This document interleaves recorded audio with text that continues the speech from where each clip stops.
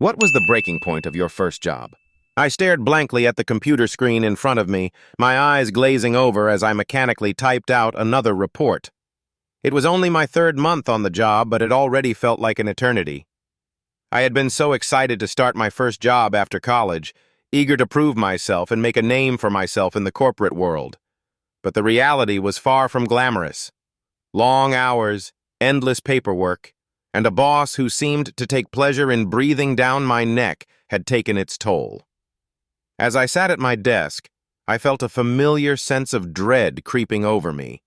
It was a feeling I had been trying to shake for weeks, but it only seemed to be getting worse. I felt like I was drowning in a sea of monotony, suffocating under the weight of my own expectations. Suddenly, my boss's voice cut through the silence, her shrill tone making me jump. "Can I see you in my office for a minute?" she asked, her eyes narrowing as she scrutinized me over the rim of her glasses. I felt a surge of anxiety as I stood up, my legs trembling beneath me. I knew what was coming. Another lecture, another criticism, another reminder that I wasn't good enough. As I walked into her office, I felt like I was walking into a nightmare.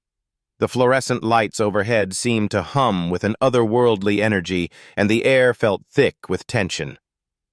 "What's going on?" I asked, trying to keep my voice steady. "You're not meeting your targets," she said, her voice dripping with disdain. "You're not working hard enough. You're not dedicated enough." I felt a spark of anger ignite within me, but it was quickly extinguished by a wave of despair. I knew I was trying my best, but it was never enough. I was never enough. As I stood there, frozen in her office, I felt something inside of me snap. It was like a dam had burst, releasing a torrent of emotions that I had been holding back for too long. "I quit," I said, the words tumbling out of my mouth like a confession. My boss's face went white, and for a moment we just stared at each other in shock. Then she spoke, her voice dripping with venom. "You'll never make it in this industry if you can't handle a little pressure." I didn't care. I didn't care about the job or the industry or any of it. All I cared about was getting out of there, escaping the toxic environment that was slowly draining the life out of me.